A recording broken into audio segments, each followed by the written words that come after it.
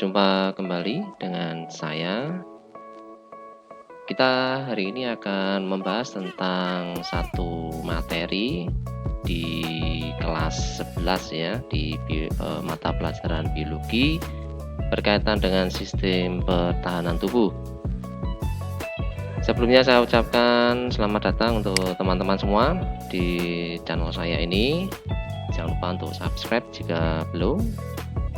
Kemudian share dan like jika kalian suka dengan konten yang saya sampaikan hari ini, oke? Ya, kita akan lanjut untuk bahasan kita pada hari ini, yaitu sistem pertahanan tubuh.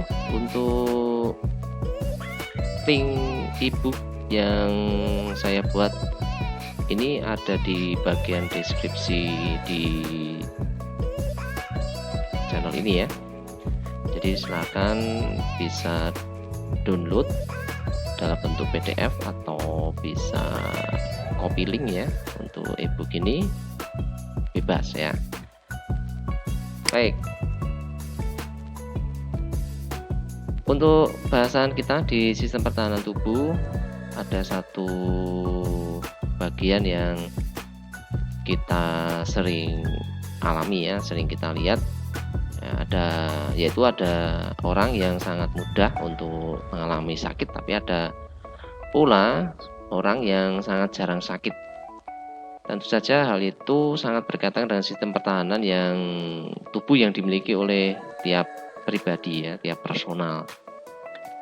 Nah, jika kita membahas sistem pertahanan tubuh, kita akan membahas satu jaringan tubuh yang berperan penting ya, ada dua bagian, yaitu jaringan darah dan jaringan limfa.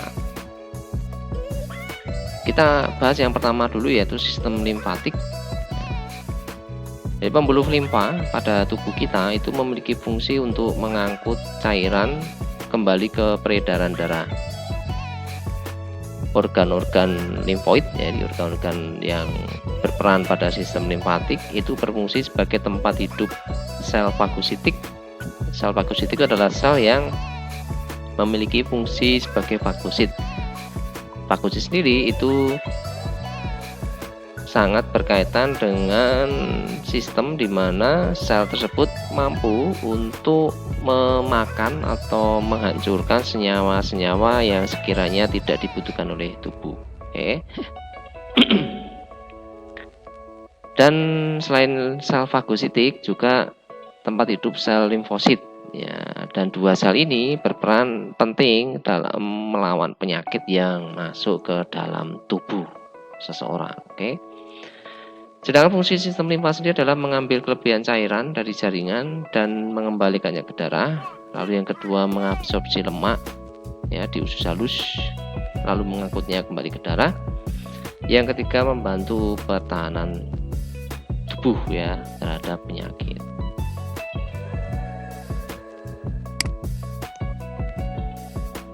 Untuk sistem limfatik yang pertama itu adalah pembuluh limfa. Pembuluh limfa ini merupakan bagian penting ya dari sistem peredaran limfa, karena itu adalah seperti yang pembuluh darah ini ya. Jadi ini adalah satu bagian di mana limfa itu beredar ya, tempat limfa itu beredar ya. Limfa berupa cairan ya. Jadi cairan yang limfa yang berasal dari kepala, leher, dada, paru-paru, jantung, dan lengan kanan terkumpul di pembuluh limfa kanan ya, ductus lymphaticus dexter ya, dexter itu kanan. Nah, cairan limfa yang berasal dari bagian selain yang bermuara di pembuluh limfa kanan itu akan bermuara pada pembuluh limfa pada dada atau ductus thoraxicus ya. Ductus itu sendiri artinya adalah pembuluh ya. Dexter itu kanan, lawannya dexter adalah sinister, sedangkan thoraxicus itu adalah dada ya, toraks. Oke.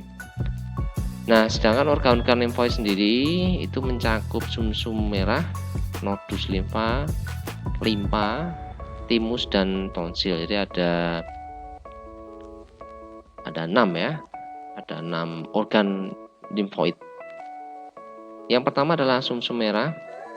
Jadi sumsum merah ini adalah jaringan yang menghasilkan limfosit ya, sel-sel limfosit di mana perkembangan dari limfosit itu akan menghasilkan sel B dan sel T. Nah, ini dua sel ini sangat berperan pada sistem pertahanan tubuh.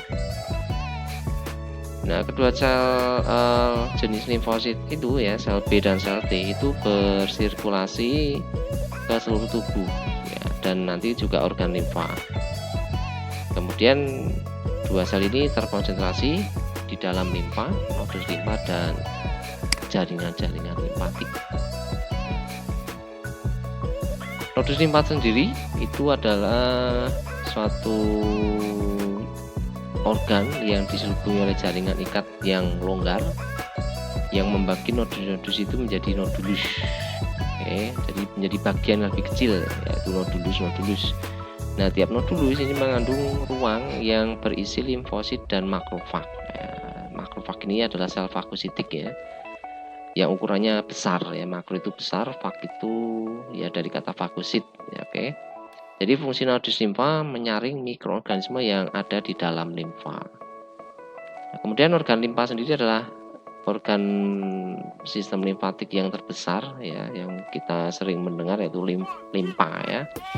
Jadi dia memiliki dua fungsi utama, yaitu membuang antigen yang terdapat dalam darah dan menghancurkan sel darah merah yang sudah tua. Jadi sebenarnya sel darah merah kita yang dia sudah tua, yang dalam arti mau pensiun itu ya, itu akan dihancurkan oleh limfa, karena jika tidak akan mengandung zat-zat yang bisa berbahaya oleh tubuh ya, bisa mengakibatkan penyakit. Nah, nanti sel darah merah itu akan terproduksi kembali oleh sumsum tulang gitu ya. Kemudian timus itu adalah tempat di mana limfosit berkembang menjadi sel T. Jadi limfosit yang dihasilkan itu akan berkembang menjadi sel T ya, tadi di bagian awal tadi. Nah, sel T inilah yang akan banyak berperan di mekanisme pertahanan tubuh ya. Nah, timus ini berbeda dengan organ limfoid lainnya karena hanya berfungsi sebagai tempat pemantangan limfosit. Jadi memang timus ini fungsinya sebagai tempat pematangan limfosit menjadi sel T. Ya, dan timus ini satu-satunya organ limfoid yang tidak memerangi antigen secara langsung ya, karena dia fungsinya hanya sebagai tempat pematangan, lalu nanti sel T itulah yang akan memerangi antigen secara langsung. Oke. Lalu yang kelima adalah tonsil. Jadi ini memiliki fungsi untuk melawan infeksi pada saluran pernafasan, atau bahasa lainnya adalah amandel ya, kalau teman-teman pernah mendengar. Bagian atas dan faring mencakup adenoid, ya, tonsil saluran palatin dan lidah. Oke. Jadi tonsil ini juga termasuk sistem limfatik ya, yang berfungsi untuk sebagai sistem pertahanan tubuh.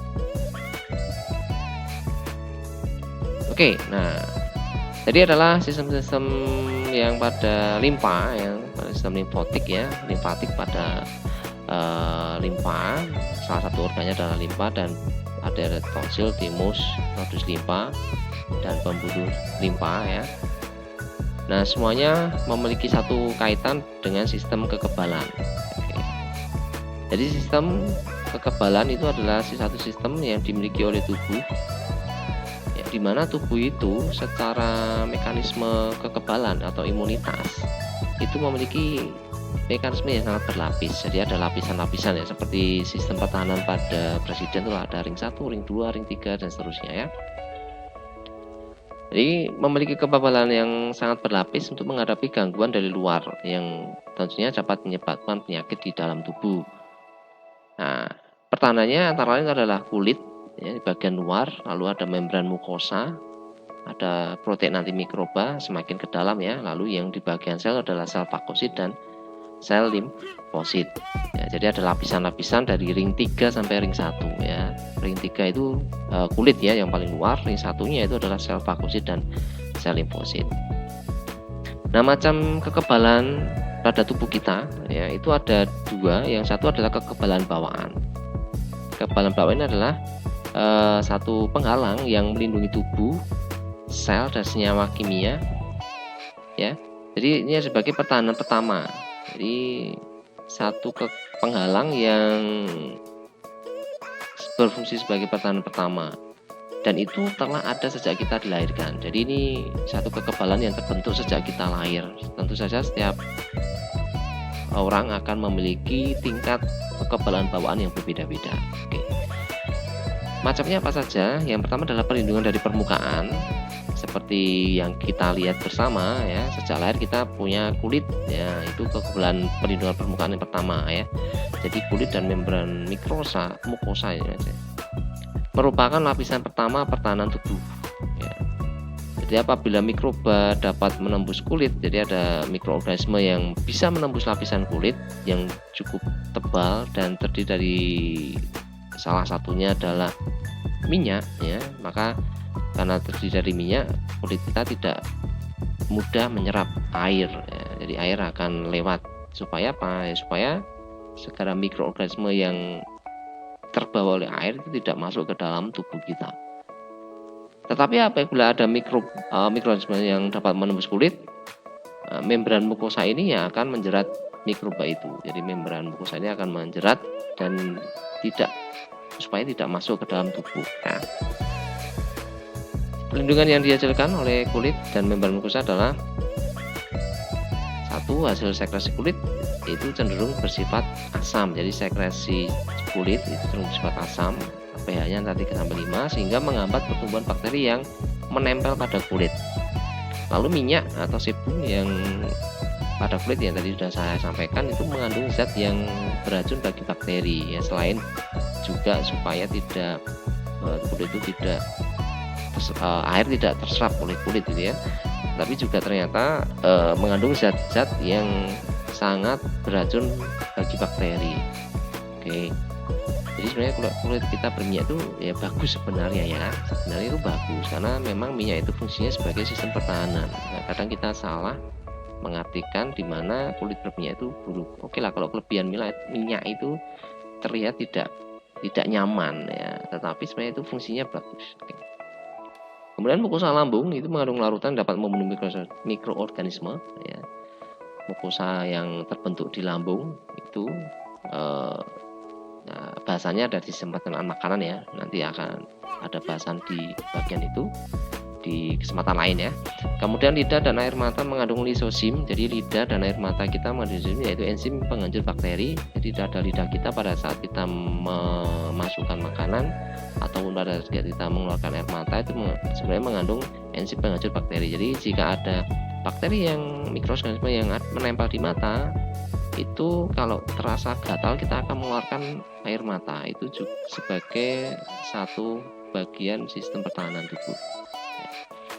Kemudian lendir yang lengket akan merangkap mikroorganisme yang masuk ke saluran pencernaan dan saluran pernapasan ya. Soalnya di hidung kita itu ada mukosa lendir yang lengket ya, juga di saluran pencernaan ya, ludah ini ya, itu akan merangkap mikroorganisme yang masuk ya.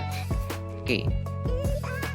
Kemudian kekebalan di dalam tubuh, tadi di permukaan tubuh ya, sekarang di dalam tubuh itu mencakup mekanisme fagositosik, fagositis ya, fagositik ya. Kemudian sel natural killer atau sel NK dan protein antimikroba. Oke. Fagosit itu adalah satu sel yang memiliki fungsi sebagai fagositik ya. Yang namanya fagosit itu adalah dia bisa atau mampu melakukan mekanisme memakan atau menghancurkan mikroorganisme. Oke, contohnya adalah makrofag, neutrofil, dan eosinofil yang merupakan bagian dari sel darah putih. Jadi kita pahami bersama di sistem peredaran darah adalah sel darah putih ini memiliki fungsi sebagai sistem pertahanan.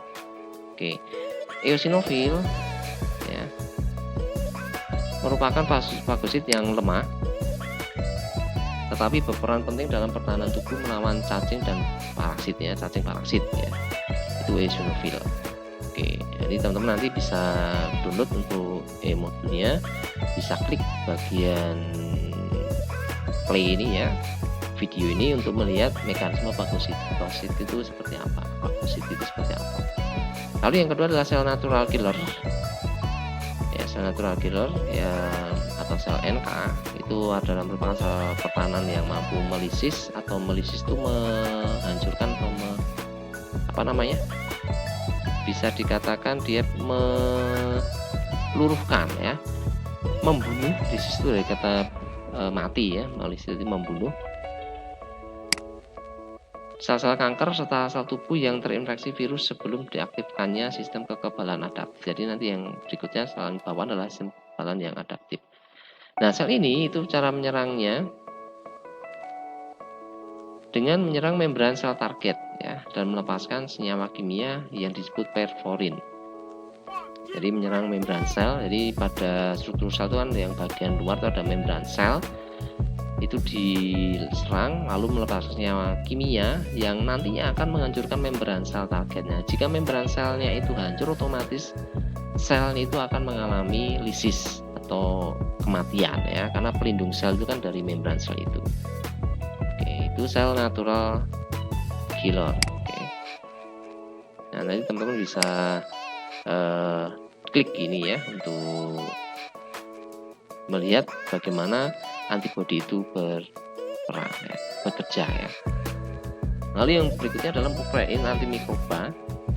Jadi protein antimikroba ini meningkatkan pertahanan dalam tubuh dengan melawan mikroorganisme secara langsung ya. Secara langsung melawan mikroorganisme, menghalangi kemampuan mikroorganisme itu untuk bereproduksi. Oke, itu protein antimikroba. Di sini protein antimikroba yang penting adalah interferon dan protein komplement ya. Interferon itu melindungi bagian sel lain yang dengan cara menghambat perbanyakan sel-sel yang terinfeksi. Sedangkan protein komplement itu posisinya dapat diaktifkan jika ada ikatan antigen dan antibodi. Ya. Jika tidak, itu dalam kondisi inaktif atau belum aktif ya. Oke, itu adalah kekebalan bawaan yang itu semuanya secara natural atau alami diproduksi oleh tubuh kita. Nah, sekarang kita akan melihat satu kekebalan macam kekebalan atau sistem imunitas dalam tubuh kita, yaitu kekebalan yang dia adaptif. Jadi kekebalan adaptif itu mampu mengenali dan mengingat patogen spesifik sehingga dia dapat bersiap diri bila infeksi patogen ya, patogen yang sama terjadi di kemudian hari. Jadi ini prinsip dari antibodi gitu ya. Satu sistem kekebalan adaptif yang penting adalah limfosit. Jadi ini satu sistem mekanisme di mana kekebalan ini itu bisa beradaptasi dengan mikroorganisme yang masuk ke dalam tubuh kita.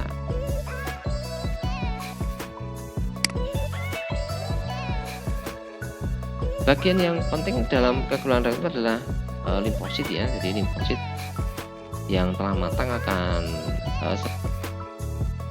sebelum bertemu antigen dia akan matang terlebih dahulu ya. Artinya bukan gen kita lah yang menentukan benda asing yang akan dilawan oleh limfosit ya. Bukan gen, tetapi ya sel T-nya itu sendiri ya. Jadi jika ada protein asing atau antigen yang masuk ke dalam tubuh sel B yang telah terspesialisasi menjadi sel khusus, itu akan menghasilkan protein yang disebut antibodi. Kita sering menamakannya adalah imunoglobulin atau Ig. Oke. Nah, ada 3 jenis antigen atau zat asing, yaitu yang pertama heteroantigen, yaitu berasal dari spesies lain. Isoantigen, antigen yang dari spesies yang sama tapi struktur genetiknya berbeda, jadi ada mutasi yang sudah terjadi di sini. Autoantigen itu antigen yang berasal dari tubuh kita sendiri yang menyebabkan pembentukan antibodi tubuh kita ya. Jadi ada antigen yang ada di tubuh kita, menghasilkan antigen seperti ya, bisa saja sel-sel kanker ya, sel yang sudah rusak itu akan menyebabkan aktifnya antibodi pada tubuh kita. Nah, antibodi itu tidak dapat langsung menghancurkan antigen. Antibodi yang dapat mengembangkan antigen itu disebut presipitin ya. Sedangkan ada macam antibodi ini, ada presipitin yang mengembangkan antigen, menguraikan antigen dari adalah lisin dari kata lisis ya. Lisis itu meluruhkan, mengurai, ini menghancurkan secara pelan-pelan itu ya. Kemudian antibodi yang dapat menawarkan racun disebut antitoksin, dari kata toksin racun ya, anti berarti anti racun.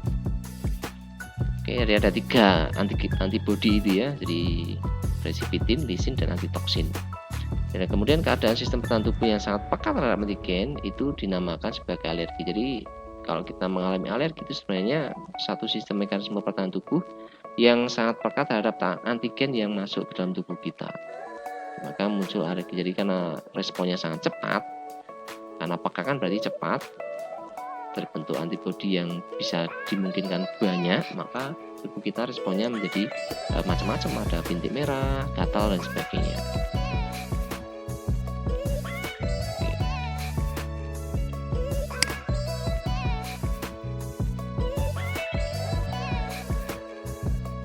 Kemudian untuk macam-macam kekebalan tubuh kita itu kalau dilihat dari segi ingatan imunologis itu ada 2, yaitu yang pertama adalah kekebalan aktif, di mana tubuh akan menghasilkan antibodi untuk menahan antigen,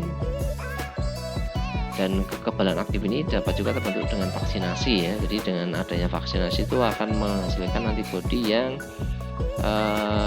nantinya akan memiliki rekaman antigen itu ya, yang vaksin yang dimasukkan ke dalam tubuh kita, sehingga jika ada antigen yang memiliki molekul atau jenis yang sama dengan apa yang sudah vaksin yang masuk dalam tubuh kita, maka otomatis antibodi sudah bisa mengenali dan akhirnya akan melawan antigen itu ya. Kemudian kekebalan pasif itu kekebalan yang didapat dari pemindahan antibodi dari satu individu ke individu lain. Ini bisa dikatakan seperti donor plasma konvalesen ya di situasi pandemi ini ya. Jadi antibodi yang sudah dihasilkan dari satu individu itu dipindahkan ke individu lainnya. Oke, jadi kekebalan pasif juga dapat terjadi secara buatan dengan menyuntikkan antibodi dari manusia atau hewan yang telah kebal ya terhadap suatu penyakit, ya misalkan rabies. Rabies itu kan sebenarnya antibodi yang dihasilkan oleh anjing gitu ya, lalu disuntikan ke manusia yang tergigit oleh virus itu ya, atau tergigit oleh anjing yang memiliki virus itu. Oke, itu ya, jadi satu kekebalan yang dimana ada perpindahan antibodi individu ke individu lainnya.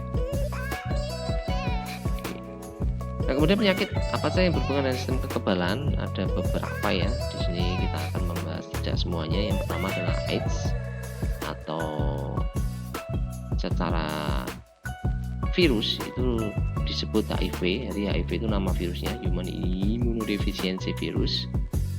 Dan HIV ini itu menginfeksi sel T limfosit. Jadi kalau kita ingat kembali bahasan di awal, sel T itu adalah salah satu sel yang sangat berfungsi dalam sistem kekebalan tubuh. Jika sel T ini terinfeksi, maka akan mengganggu fungsi kekebalan tubuh kita. Jadi jika orang terkena HIV, terkena virus ini, sistem kekebalannya akan menurun. Ya, maka dia akan mudah terserang penyakit. Jadi orang yang terinfeksi HIV itu kematian atau pelemahan tubuhnya itu dikarenakan dia terkena penyakit yang lain ya. Artinya sistem kekebalan tubuhnya tidak bisa berjalan dengan baik, bahkan bisa dikatakan tidak berjalan jika dia terkena satu penyakit yang sederhana itu akan akibatnya fatal. Ya, sel T yang terinfeksi dapat membentuk virus baru dalam jangka waktu yang lama. Jadi HIV itu dapat menetap selama bertahun-tahun sebagai provirus yang selalu menyerang sistem kekebalan. Jadi kita secara waktu itu akan lama ya terdeteksi menjadi penyakit AIDS yang golongannya berbahaya ya. Jadi tahapannya itu lama. Bisa saja kita bisa mengetahuinya setelah ternyata kita terinfeksinya sudah sekian tahun itu baru bisa diketahui ternyata kita memiliki HIV di dalam tubuh kita. Oke. Lalu yang berikutnya adalah autoimunitas. Autoimunitas adalah satu kelainan di mana sistem kekebalan tubuh itu menyerang jaringan tubuh sendiri. Jadi sistem kekebalan tubuh kita itu menganggap jaringan tubuh itu sebagai antigen, maka itu diserang dan dihancurkan. Nah, ini juga satu penyakit yang berbahaya juga ya, karena itu bisa merusak jaringan tubuh otomatis akan merusak organ-organ yang ada dalam tubuh kita. Nah, seperti apa itu 2 penyakit itu, teman-teman bisa klik di bagian ini ya, video, nanti teman bisa download atau buka link di deskripsi di channel ini. Oke, itu bahasan kita pada kesempatan hari ini berkaitan dengan sistem pertahanan tubuh. Jangan lupa untuk subscribe jika teman-teman belum subscribe channel ini, dan like, share ke siapapun yang membutuhkan informasi berkaitan dengan materi ini. Terima kasih, sampai bertemu, tetap semangat, tetap bahagia. Sampai jumpa, bye-bye.